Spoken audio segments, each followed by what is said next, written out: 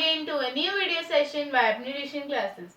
So guys, इस video session में हम डिस्कस करने वाले हैं कि फर्टिलाइजर्स क्या होते हैं और उनके बारे में हम सब कुछ पढ़ने वाले हैं।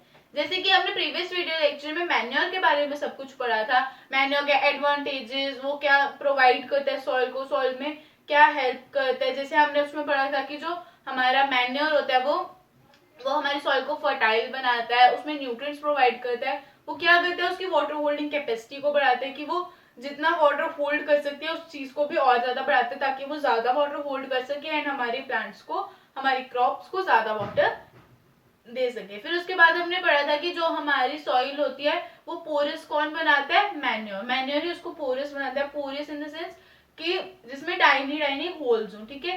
तो ताकि वो क्यों बनाए थे, ताकि जो अगर गैस एक्सचेंज करनी हो, ताकि एक गैस को छोड़ के दूसरी गैस लेनी हो तो उसमें सॉइल को इजी हो, ठीक है। सॉइल मतलब ताकि जो गैसेस है वो एक्सचेंज करने में मुश्किल ना हो, वो इजीली एक्सचेंज हो जाए, ठीक है।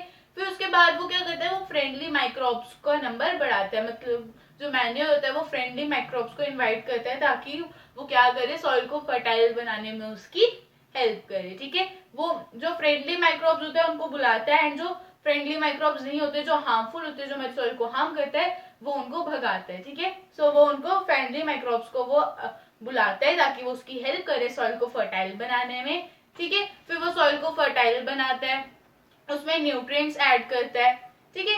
सो गाइस ये हमने मैन्योर के बारे में पढ़ा था। सो गाइस अब आ जाते हैं हम अपने फर्टिलाइजर पे कि फर्टिलाइजर्स कैसे बनते हैं, कहाँ बनते हैं, उनका हार्म क्या है, उनके डिसएडवांटेजेस क्या है, उनके एडवांटेजेस क्या है, सब कुछ पढ़ने वाले हैं। सो चलो स्टार्ट करते हैं। So guys first point is these are chemical substances. So guys chemical substances कौन से होते हैं कि जो मतलब चीजें केमिकल से बनी हो। जैसे अब हम होली वाली, मैंने आपको एक एग्जांपल दी थी। सो जो होली के कलर्स होते हैं, जो हम बोलते हैं कि जैसे पक्का रंग होता है, जो वो किस चीज से बनता है, उसमें केमिकल्स डले होते हैं, ठीक है। क्योंकि जो हमारे ऑर्गेनिक कलर्स होते हैं, जो कि हमने नेचर, ऑर्गेनिक चीज क्या होती है जो कि नेचर से एब्स्ट्रैक्ट की गई हो, नेचर में जो चीजें हैं उनसे मिलकर बनी हो, ठीक है। एंड इनऑर्गेनिक चीजें क्या होती है जो कि नेचर से एब्स्ट्रैक्ट नहीं की गई हैं एंड वो मतलब उसमें कुछ केमिकल्स डले हुए हैं, तभी उस चीज को हम इनऑर्गेनिक बोलते हैं। जो ऑर्गेनिक चीजें होती हैं उनमें केमिकल्स नहीं डले होते हैं और वो बिल्कुल अच्छे होते हैं, ठीक है। सो ये था हमारा इनऑर्गेनिक एंड ऑर्गेनिक के बीच में, मैंने आपको बता दिया क्या डिफरेंस होता है। सो गाइस जो हमारे नेचुरल कलर्स होते हैं वो ऑर्गेनिक सब्सटेंसेस बने होते हैं, जैसे फ्लावर से, ठीक है, जो फ्लावर से वो बने होते हैं, या फिर और भी बहुत सारे हो सकते हैं वो ऑर्गेनिक चीज, और भी बहुत सारे ऑर्गेनिक चीज हो सकते हैं जिनसे वो कलर्स बने होते हैं। सो क्या होता है, जब हम उसको लगाते हैं तो वो इजीली निकल भी जाता है एंड वो हमें हार्म भी नहीं करता। बट लेकिन जो पक्का रंग होता है वो क्या करता है, वो एक तो इजीली निकलता नहीं है एंड अगर आप ज्यादा लगा लो तो फिर बड़े दिनों तक मुंह पे ही लगा रहते हैं। आपने हाथ में लगाया तो हाथ में ही लगा रहता है, उसको निकालना बहुत मुश्किल होता है एंड वो हार्म भी करता है स्किन को। सो गाइस अब वो निकलता भी नहीं है एंड हार्म भी करता है, तो इसका मतलब क्या है, वो केमिकल्स डले हुए हैं तभी वो हमारे फेस से इजीली नहीं निकलता है, या हमारी स्किन से कह सकते हैं, स्किन से, हेयर से इजीली नहीं निकलता है क्योंकि उसमें कुछ केमिकल्स डले हुए हैं। जब उसमें अगर केमिकल्स नहीं होते तो वो इजीली निकल भी जाता है, स्किन को हार्म भी नहीं करता, हमारी बॉडी को हार्म भी नहीं करता। बट लेकिन उसमें केमिकल्स डले हुए हैं इसलिए वो इजीली ना ही निकल रहा है इजिली, और ना ही उसमें ना ही मतलब वो हमारी स्किन को नुकसान नहीं पहुंचा रहा है, वो हमारी स्किन को नुकसान भी पहुंचा रहा है एंड हमारी बॉडी से वो निकलता भी नहीं है। सो क्यों नहीं निकलता है वो, क्योंकि उसमें केमिकल सब्सटेंसेस डले होते हैं। जो फर्टिलाइजर्स होते हैं वो क्या करते हैं, जो फर्टिलाइजर्स होते हैं ना वो भी केमिकल सब्सटेंसेस होते हैं, वो भी केमिकल से ही बने होते हैं। So guys I just back in a minute.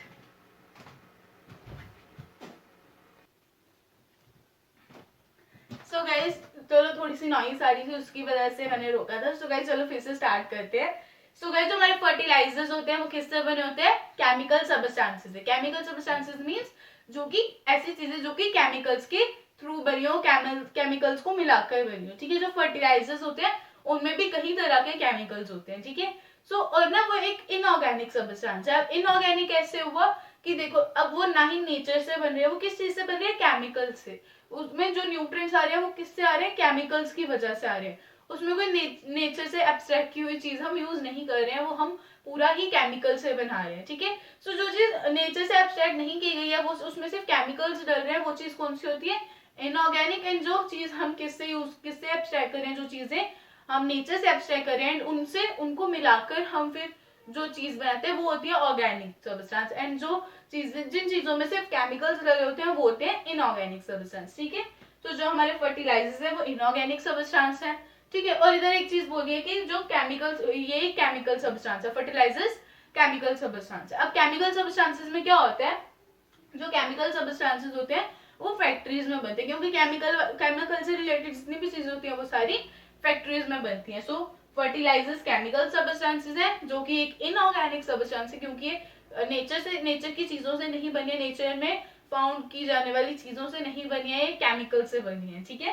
सो ये इसलिए इनऑर्गेनिक सब्सटेंस है। अब जो केमिकल की चीजें होती है वो सारी कहाँ बनती है, फैक्ट्रीज में, इसलिए इधर हमने लिखा है they are prepared in factories, ठीक है। सो अब आ जाते हैं नेक्स्ट पॉइंट पे, they are rich in a particular type of nutrients. So guys, जैसे मैंने आपको मैन्योर का बताया था कि जो मैन्योर होता है उसमें बहुत सारे न्यूट्रिएंट्स होते हैं। सो अब बहुत सारे न्यूट्रिएंट्स उसमें क्यों होते हैं, क्योंकि वो बहुत सारी चीजों से बना होता है, जैसे कि वेजिटेबल्स एंड फ्रूट्स के पील्स, फिर उसके बाद हम कह सकते हैं कि हमारा जो काउ डंग होता है, एनिमल्स वेस्ट, प्लांट रेसिड्यूज, ठीक है। फिर जो लेफ्ट ओवर फूड होते हैं या फिर जो चीज खराब हो गई होती है, उन सब चीजों को जब हम एक जगह पे डंप करते हैं, हम उनको अलो करते हैं कि वो डीकम्पोज हो जाए, तब वो बनाता है मैन्योर, ठीक है। सो अब जब मैन्योर बन गया, सो उसमें जब मैंने बताया कि वो इतनी सारी चीजें, तो हर चीज में अलग न्यूट्रिएंट्स होंगे, ठीक है। सो मतलब वो सारी न्यूट्रिएंट्स किसमें, मैन्योर में, एंड वो मैन्योर जब हम सॉइल में देंगे तो सॉइल को बहुत सारे न्यूट्रिएंट्स मिलेंगे, ठीक है। सो अब हो भी सकते, जरूरी नहीं है कि मैन्योर में हर तरह का ही न्यूट्रिएंट हो, जरूरी नहीं है ना कि हर तरह का ही न्यूट्रिएंट हो सकता है जो एक दो न्यूट्रिएंट्स हो जो उसमें नहीं हो, और जो जिनकी सॉइल को रिक्वायरमेंट भी हो एंड वो मैन्योर में नहीं हो। सो उसके लिए हमें क्या करना पड़ता है, हमें फर्टिलाइजर को यूज करना पड़ता है। कौन सा फर्टिलाइजर, जिसकी उसको जरूरत, जिसकी सॉइल को जरूरत है। अब सॉइल को जैसे अमोनियम की जरूरत है एंड फॉस्फोरस की वजह से वो जरूरत नहीं है, सो अगर हम अमोनियम एंड फॉस्फोरस दोनों ही दे दें, सो उसके साथ वो क्रॉप खराब भी हो सकती है, ठीक है। सो हम क्या करते हैं, जो हमारे फर्टिलाइजर होते हैं, हर तरह के न्यूट्रिएंट का एक अलग फर्टिलाइजर होता है, ठीक है। हर तरह के न्यूट्रिएंट का अलग फर्टिलाइजर होता है, जैसे अमोनियम का अलग होगा, एनपीके का अलग होगा, फॉस्फोरस का अलग होगा, यूरिया का अलग होगा, सल्फेट का अलग होगा, हर चीज का अलग अलग फर्टिलाइजर होता है, ठीक है। सो अगर उसको अमोनियम चाहिए, क्रॉप्स को जो है हमारी सॉइल है उसको अमोनियम चाहिए, सो हम अमोनियम वाला फर्टिलाइजर यूज करके उसको अमोनियम देंगे, ठीक है। हम उसको सारे न्यूट्रिएंट्स नहीं देंगे, जितने न्यूट्रिएंट्स उसको चाहिए थे वो मैन्योर ने दे दिए, एंड जो मैन्योर में नहीं थे न्यूट्रिएंट्स वो हम किसके थ्रू दे देंगे, हम फर्टिलाइजर्स के थ्रू, ठीक है। बट गाइस, अगर हम फर्टिलाइजर्स को ज्यादा अमाउंट में यूज करें ना तो वो सॉइल को हार्म भी करते हैं।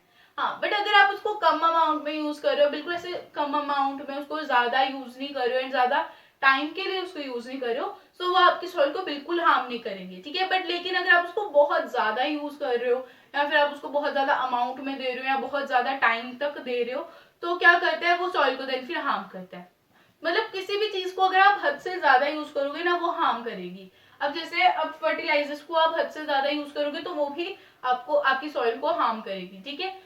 जो फर्टिलाइजर्स होते हैं अगर उनको कम अमाउंट में दिया जाए या फिर उतना दिया जाए जितने क्रॉप को सॉइल को जरूरत है, हाँ, तो फर्टिलाइजर्स बहुत अच्छे, तो फर्टिलाइजर्स को हम नहीं बोल सकते कि वो हार्म करेंगे।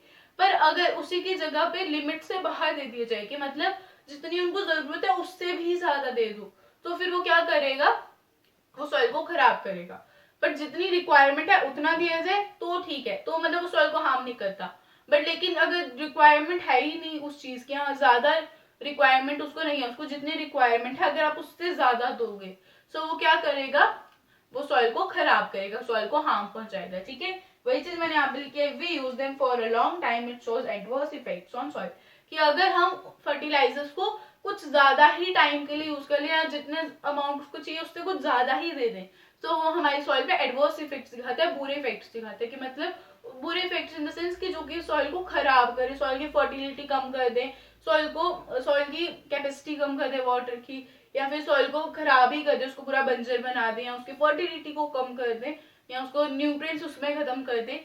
सो क्या होता है कि जो फर्टिलाइजर है कम अमाउंट में दिए जाए या फिर जितने उनको रिक्वायरमेंट है उतने में दिए जाए तब तक वो ठीक है। बट लेकिन जब उससे ज्यादा दिए जाए, जितने अमाउंट में उसको जरूरत ही नहीं है उससे ज्यादा दे दोगे तो क्या होगा, वो खराब हो जाएंगे, ठीक है। सो मतलब जो सॉइल होगी वो खराब हो जाएगी, क्रॉप खराब हो जाएगी आपकी। सो इसलिए जितनी लिमिट है उतनी दो, या फिर आप कर सकते हो कि आपको मैन्योर एंड फर्टिलाइजर्स को दोनों को साथ में देना चाहिए। ये नहीं कि सिर्फ मैन्योर ही दो या फिर ये नहीं कि सिर्फ फर्टिलाइजर ही दो। अब करो कि हाँ पहले मैन्योर दे दो, एंड अगर मैन्योर में ठीक है पहले आप पूरा मैन्योर दे दो, ठीक है। फिर अगर मैन्योर में आपको अगर कुछ न्यूट्रिएंट्स उसको नहीं मिले, मैन्योर में कुछ न्यूट्रिएंट्स नहीं थे, फिर फर्टिलाइजर यूज कर लो, ठीक है। फिर फर्टिलाइजर्स पे आ जाओ, मतलब फर्टिलाइजर्स को यूज कर लो, जो न्यूट्रिएंट्स मैन्योर में नहीं थे वो न्यूट्रिएंट्स आप फर्टिलाइजर के थ्रू दे दो। या फिर सिर्फ ये नहीं करो कि सिर्फ मैन्योर ही देंगे हम या सिर्फ फर्टिलाइजर्स ही देंगे। अगर सिर्फ फर्टिलाइजर दोगे तो भी सॉइल को खराब करेंगे, सिर्फ मैन्योर दोगे तो सॉइल तो क्रॉप की हेल्थ अच्छी नहीं होगी, मतलब क्रॉप उतनी हेल्दी नहीं निकलेगी। अब उतनी हेल्दी क्यों नहीं निकलेगी, क्योंकि अगर मैन्योर में जरूरी थोड़ी है कि सारे न्यूट्रिएंट्स होंगे, ये भी हो सकता है उसमें कुछ न्यूट्रिएंट्स नहीं हो, सो वो कौन फुलफिल करेगा, फर्टिलाइजर, ठीक है। बट अगर आप सिर्फ फर्टिलाइजर ही दोगे, आप मैन्योर नहीं दोगे तो वो हार्म करेगा सॉइल को। सिर्फ मैन्योर दोगे, फर्टिलाइजर नहीं दोगे, सो फिर वो सॉइल मतलब जो क्रॉप होगी वो हेल्दी नहीं ग्रो करेगी। सो इसलिए दोनों को साथ में यूज करो। पहले मैन्योर दे दो, मैन्योर में अगर कुछ न्यूट्रिएंट्स, तो जरूरी नहीं है कि मैन्योर में सारे ही न्यूट्रिएंट्स हो, अगर न्यूट्रिएंट्स कम है उसमें न्यूट्रिएंट्स नहीं है, सो फिर फर्टिलाइजर्स भी दो, ठीक है। फिर फर्टिलाइजर्स भी दो उसको, कि मतलब जो न्यूट्रिएंट्स उसको मैन्योर से नहीं मिला वो उसको फर्टिलाइजर से दे दो। सो जब दोनों साथ में काम करेंगे तो बहुत अच्छा काम करेंगे, ठीक है। सो मतलब फिर देन उसमें सॉइल को भी कोई हार्म नहीं पहुंचेगा एंड हमारी जो क्रॉप होगी वो भी हेल्दी ग्रो करेगी, ठीक है। सो गाइस अभी आप इसका स्क्रीनशॉट लो, देन फिर हम आ जाते हैं अपने नेक्स्ट पॉइंट्स पे।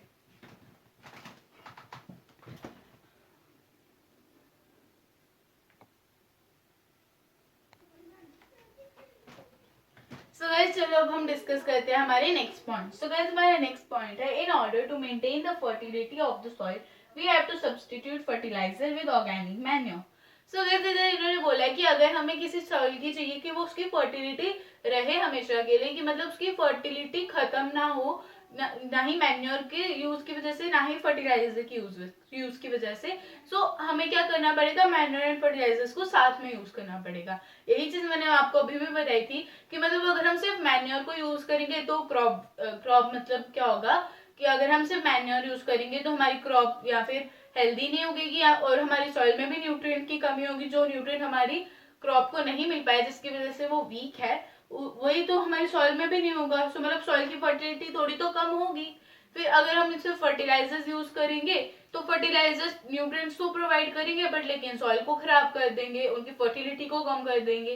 सो अगर हमें चाहिए कि हम मैन्योर भी यूज करें, फर्टिलाइजर भी यूज करें, बट लेकिन हमारी सॉइल की फर्टिलिटी कम ना हो, तो हमें क्या करना होगा, मैन्योर एंड फर्टिलाइजर्स को साथ में यूज करना होगा। कि अगर हम सिर्फ मैन्योर को यूज कर रहे हैं, मतलब सिर्फ मैन्योर को यूज करेंगे तो क्या होगा, क्रॉप वीक उगेगी। या फिर अगर हम सिर्फ फर्टिलाइजर्स को यूज करेंगे तो क्या होगा, हमारी सॉइल खराब हो जाएगी।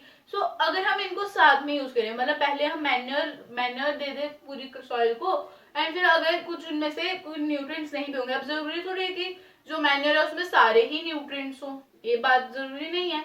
सो अगर उसमें कोई न्यूट्रिएंट नहीं भी है, सो हम उसकी जो उस न्यूट्रिएंट की रिक्वायरमेंट को फुलफिल करने के लिए हम फर्टिलाइजर को यूज कर सकते हैं, ठीक है।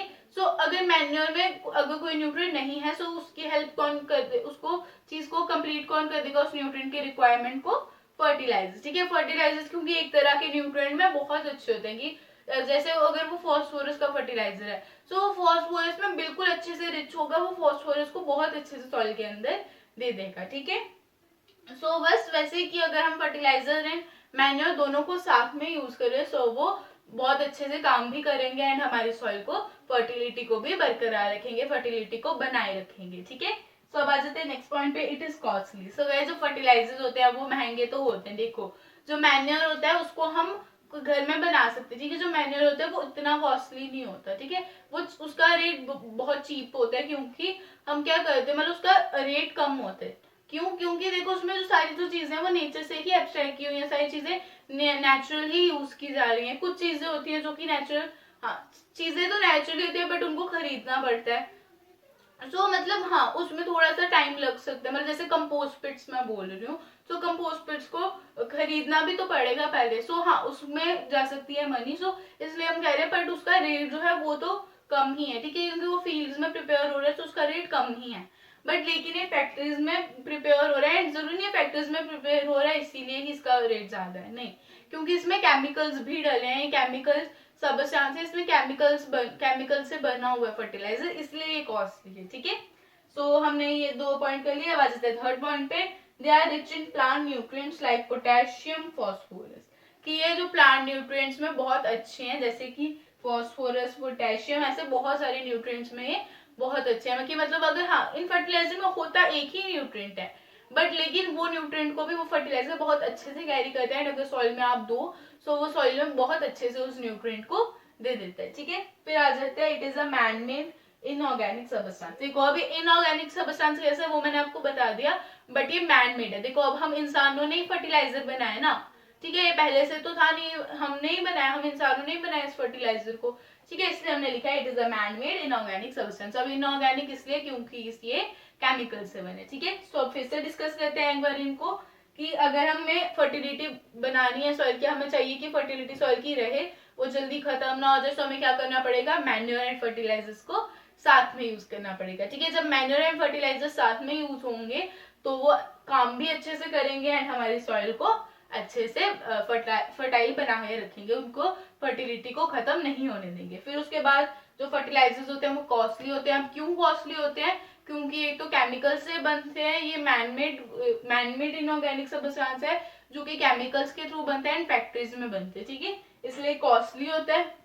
फिर उसके बाद जो फर्टिलाइजर्स होते हैं ये एक ही तरह के न्यूट्रिएंट में रिच होते हैं, बट लेकिन उस न्यूट्रिएंट को भी ये बहुत अच्छे से कैरी करते हैं। उस न्यूट्रिएंट को अगर हम अगर हम इस फर्टिलाइजर को सॉइल में दें तो ये बहुत अच्छे से काम करते हैं, बहुत अच्छे से सॉइल में जाके ये उसको न्यूट्रिएंट प्रोवाइड कर देते हैं, चाहे वो अमोनियम हो, चाहे फॉस्फोरस हो, चाहे सल्फेट हो या पोटेशियम हो, कोई भी न्यूट्रिएंट का अगर आप फर्टिलाइजर लोगे तो बहुत अच्छे से उस न्यूट्रिएंट को सॉइल में दे देगा। ठीक है, फिर आ जाता है it is a man made inorganic substance. ठीक है, सो ये इनऑर्गेनिक सब्सटेंस कैसे, क्योंकि केमिकल सब्सटेंस से बना हुआ है, पूरा ही केमिकल से बना हुआ है, और ये मैन मेड है, ये हम इंसानों ने बनाया है, ये पहले से नेचर में नहीं अवेलेबल था, इसको हम इंसानों ने बनाया। और किससे बनाया, केमिकल से। ठीक है, इसलिए ये मैन मेड है और क्या है, इनऑर्गेनिक सब्सटेंस। ठीक है, सो गाइस अभी आप इन पॉइंट्स का स्क्रीनशॉट ले लो।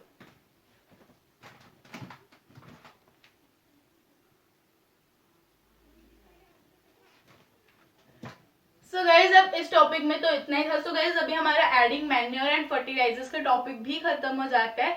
सो गाइज अब इस वीडियो में इतना ही करेंगे एंड आगे की वीडियो में हम डिस्कस करेंगे हमारा next topic. So guys I hope आपको आज का वीडियो लेक्चर पसंद आया होगा। सो गाइज पसंद आया तो लाइक कर दो, चैनल को सब्सक्राइब नहीं किया so guys please do subscribe to our channel, bell icon को दबाना बिल्कुल भी मत भूलना। एंड गाइज अगर आपको कोई भी डाउट है so do comment in the comments below. And guys I will meet you in my next video. Till then take care, stay home, stay safe, bye guys.